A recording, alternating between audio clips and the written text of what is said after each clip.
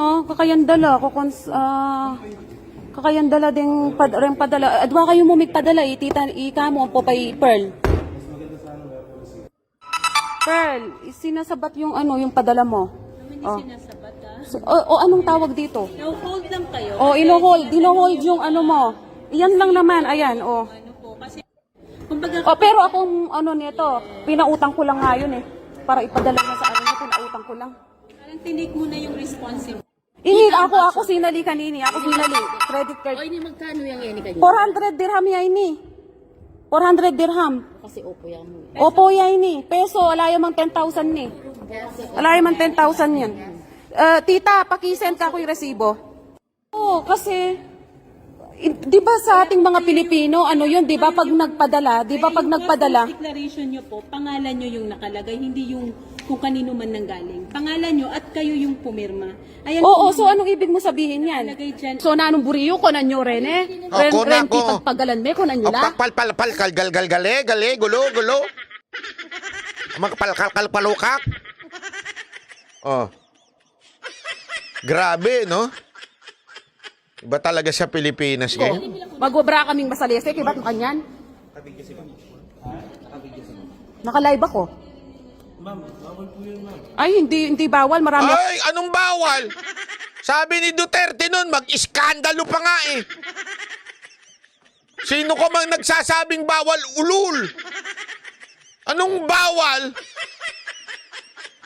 Pinakikialaman nyo yung gamit. Gusto nyo kayo lang ang hindi pwedeng kumuha ng video, kapal ang mukha ninyo. Anong tinatago nyo dyan?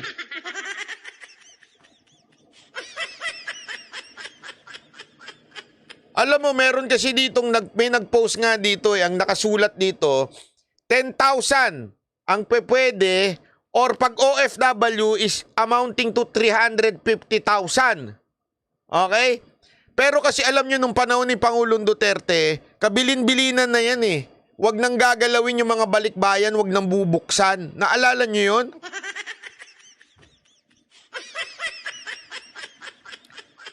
Di ba naalala nyo, sinabi ni Pangulong Duterte yan, pag mga OFW, dapat din na binubuksan yung balikbayan. Yan ang naging patakaran nun. Ano na nangyari ngayon?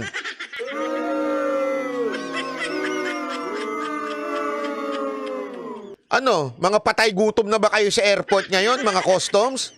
Patay gutom na kayo ngayon? Para-paraan na lang? Parang nangyari yung mga snatcher sa Ay, meron pa bang snatcher sa Quiapo? Baka mamaya masita ako ni Hani Lacuna. Yung mga snatcher sige, sa na lang, sa Shaw Boulevard. Maraming snatcher dyan sa Shaw Boulevard, sa ilalim, sa may EDSA. O, snatcher dyan sa Shaw Boulevard, EDSA. Binigyan na ba kayo ng trabaho sa customs? Anak kayo ng wewe, O, sabi ni V. Kaibigan. V. Kaibigan ba yun? Hindi ko mabasa kasi nakashades ka ng banat ba eh. Mayahiya naman kayong mga customs dyan. Peperahan nyo pa. Sana, alam mo, eto sana kung yan, kita mo na nga, may mga pangalan, hindi naman yan siguro pambenta. Sana kung mga 10, 5, kahit nga siguro 3, 4. Kasi mas mura na nga naman sa ibang bansa eh. Ilan lang yan? 2. Ibebenta, sabi mo ng 3. O 5. Ano ba naman katarantaduhan yung customs? Kakayandala ding ring padala. Adwa kayo mo padala tita Adwa, dalawa. Ano ba to? Ilocano ba si ate? Adwa, dalawa yun eh. mo po pay Pearl. Oh, yung iPhone ko. Regalo pa naman ni ate sa akin yan. iPhone 15 Pro Max. To Kuya Banat Bay. Ay, di.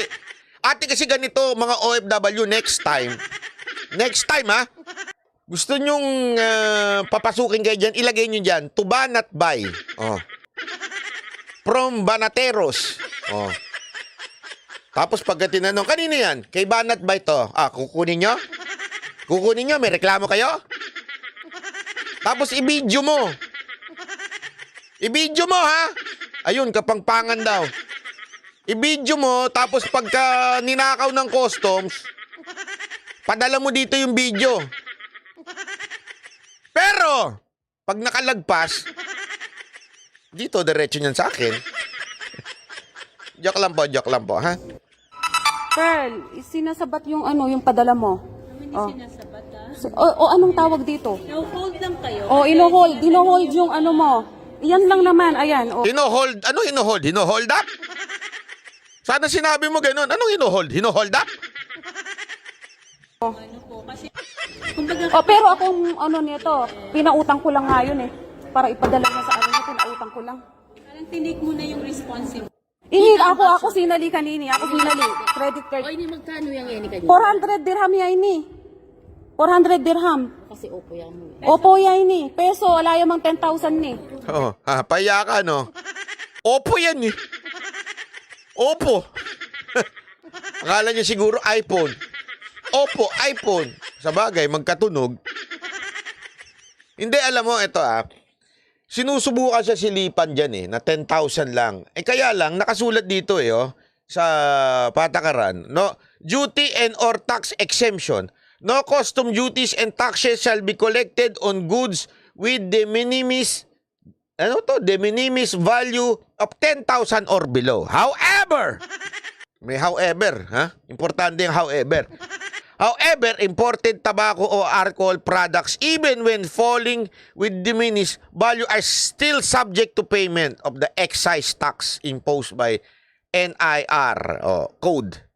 Okay. Siguro naman, di naman siguro alak yan. Hindi rin naman siguro tabako yan. Returning residents and returning overseas Filipino workers. Malinaw.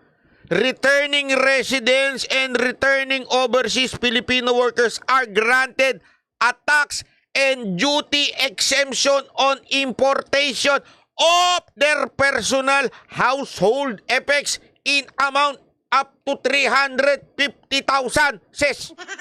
Subject to the condition prescribed under rules and regulations, any amount in excess of the threshold shall be subject to corresponding duties and taxes under CMTA and NIRC pala. NIRC. Diba ho? Returning OFWs are granted additional duty and tax exemption privilege for home appliances and other durable in the amount not exceeding 150,000. Subject to the condition prescribed under rules and regulation.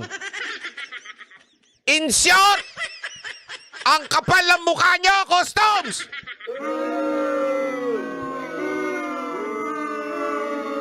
Pati ba naman yung OFW, ginagatasan nyo? Ganyan na ba o kayo ka-squatter?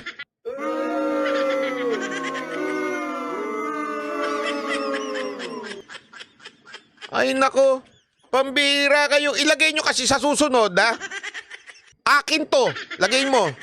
Masking tape.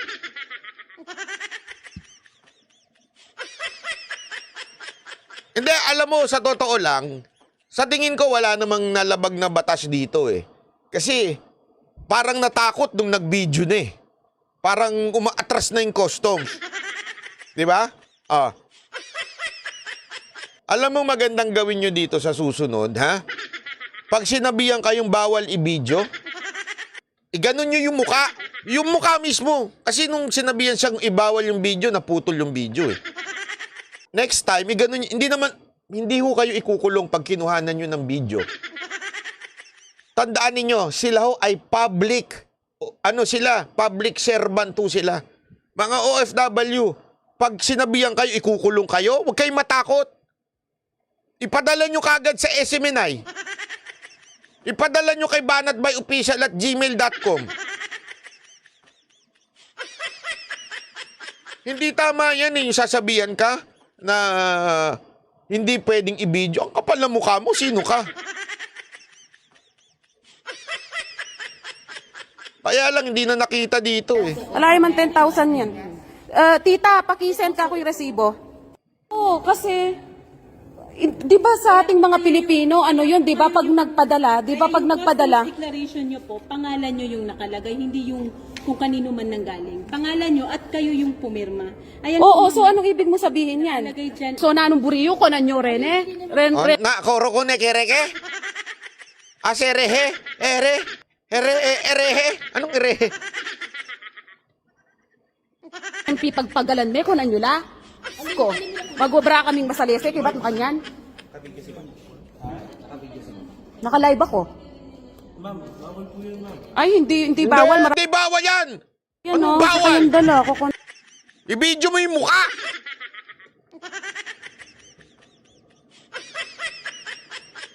Anong bawal?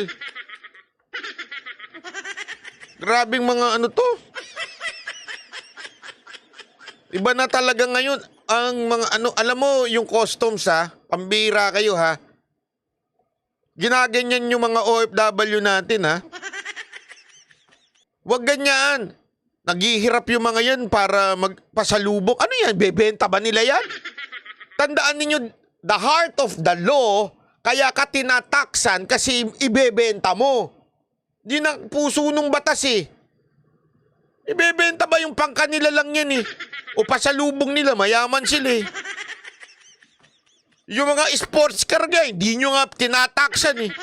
Yung mga sports car na mga inchik dyan eh. Mga putang ina, paano nagkaroon ng mga inchik yung mga sports car na yan? Minsan nga gusto kong banggain yung sports car eh. Pustahan ko sa inyo pag binangga natin yan. Hindi, kaya lang, wag naman ganun. Masyag ka naman violente ba, not by? Hindi, pustahan tayo pag nabangga yung sports car na hindi napapalagyan oh. Puro mga inchik may-ari niyang animal na yan eh. Pinalulusot ninyo tapos itong cellphone lang. Sa bagay, may pastillas na kaya ngayon uli. Di umano.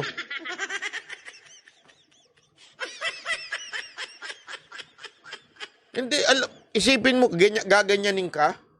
Pag ako subukan yung ganyanin ako sa airport.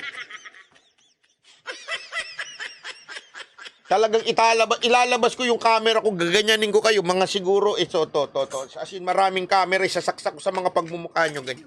O, ayan, bibidyo ko kayo, ganun. O, ito, ganun. O, ganun ko kayo dyan. Mga hayop pa kayo. Mga, ang kakapal na mukha nyo, trabaho nyo, eh.